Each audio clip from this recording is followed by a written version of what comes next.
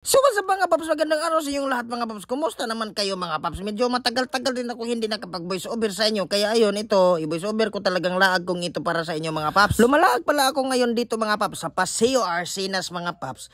Alam niyo mga paps, sa 2 taon na pinuyo ko dito sa Cebu City, hindi pa talaga ako nakapagpunta ng Paseo Arcenas. Iwan ko ba nung pagpuyo ko dito nung una, nandito ba to or hindi pa to nabuhat or nandito na talaga ng daan pa mga paps. Kaya nakikita ko to sa mga TikTok na maganda man dito mga paps. Kahit sinubukan kong puntahan. At sa aking pagpunta mga paps dito sa Paseo Arcenas ay inaadto ko talaga. Matapos kong parkingin ng aking kabayo ay luminglingi-lingi muna ako sa aking palibot. At mukhang napaka dito, hamugaway dito na tauhay kayo laagan kasi walang masyadong alingasa at mga samok na sakyanan. Wala pa dyong parking fee. Pagkatapos naming magparking mga paps ay naghanap kami kung saan kami masusudlan ng aping mga tiyan kasi kumukutoy man at itong aking commander ay tumutudlo man dito na lang tayo kaya mukhang masarap ang kanilang mga luto. Kaya ayun, tumutuo talaga ako sa aking commander mga paps para hindi iwas ang disgrasya. Pag sabi niya na doon tayo sa itbabaw kasi para overlooking tayo at makakatingin tayo sa ubos ng ating mga pananaw ng mga tao naglabay-labay at iba pang mga sasakyan ng ating kailangan tignan. Hindi ko na talaga pinarudugay mga paps at pinunit ko na ang minuto. Tumitingin ako kung asa ba akong gusto nga kayang lamuyon sa akong tiyan at yung isa lumilingi pa siya. Pero mga paps, habang nagpapakyut ako dyan, nakikita nyo naman hindi na kailangan nagpaliliwanag. At nakikita nyo rin na binibidyohan ko siya kasi ang cute-cute ng paningin ko sa kanya yan eh. Tignan nyo mga paps, ang ganda talaga, napakagandang diwata. Hindi yung diwata Paris Overload mga paps ha, iba naman yung isapan na yon.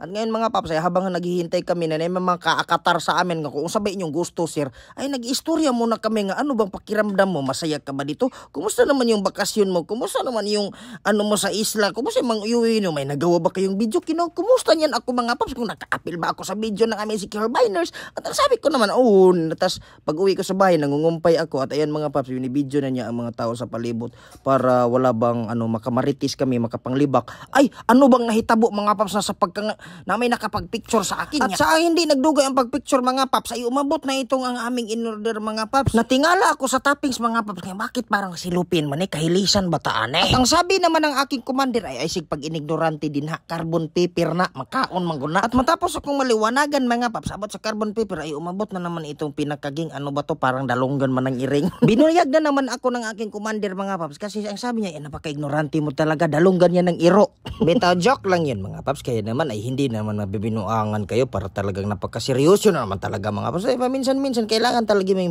binuang mga paps kasi hindi natin alam na ang buhay ganyan lang kadali. Kag seryoso sa imong kinabuhi at nagsiseryoso ka, nagugulang ka na hindi mo na-enjoy na pala ang kinabuhi mo. Kaya anyo talaga kumakain tayo mga paps pag maikwarta pero wala po daw tanaw lang sa mga paps. Wala lang nadugay-dugay mga paps ay sinagol ko na yung mga dahon-dahon at bang mga klaseng mga dahon to at may parang isa pang lastiko. Pero alam niyo mga paps, pag mag-order talaga ako kung kumakain kami o may kwarta, ayun, pinipili ko talaga yung mga lipi-lipi vegetables ba para kahit naman may mga sustansya po atong kalawasan, dili kay puros na itong mga processed foods and para may mga madadawat din tayong mga kaayuhan para sa ating lawas mga paps. Kaya ayun mga paps, tinagamtam ko na ng tinagamtam, ayun masarap naman pala. At yung aking commander ay inuna niya talagang piliin yung pinili niya kasi ang sabi niya, ito ang orderin ko at yan ang orderin mo. Tapos share lang tayo. Kaya ayun mga paps, life hacks ba? Pero tayo sa mga paps, unsalan man ng mura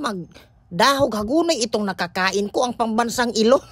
Hapit na pa jud mahuhurot ay tsaka pa ako nakabantay nga bakit may mga dahog hagunoy ita. Pero alam niyo mga paps, kahit hindi ako nakaila sa mga dahon na yan pero para talaga siyang hagunoy pero masarap siya mga paps. Tignan niyo naman at malapit ng mabos at may mga maliit na kamatis yan mga paps. Tignan nyo yung nagpula-pula, kamatis yan. Pero alam nyo ba mga paps, pag ganitong mga tripping ang ginagawa ng commander ko at saka pa dito kami mukhang nakapag-usap ng matino at matarong mga paps kasi pag yung mga usual na adlaw na magkuyog kami wala talagang mga usapang matino yan mga paps.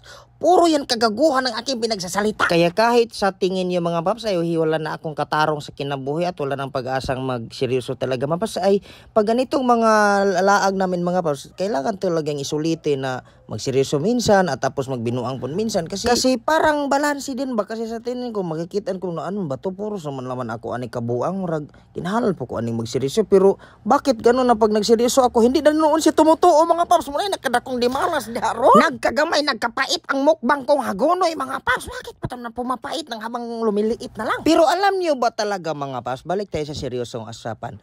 Sa aking pananaw talaga, kailangan mo talagang magpadayon para maipagpatuloy mo. Dahil kung wala ka rin namang planong ipagpatuloy, ay mas mabuting undangin. Dahil sa totoo lang mga paps, tinuod yun na. Kailangan mo talagang mag-goal para hindi ka malipay. Kung sa tingin mo hindi mo na naintindihan ang paligid mo, nakakasabot. Kaya kung nakasabot ka, ibig sabihin na iintindihan mo. Hindi ka naman talaga masamang tao.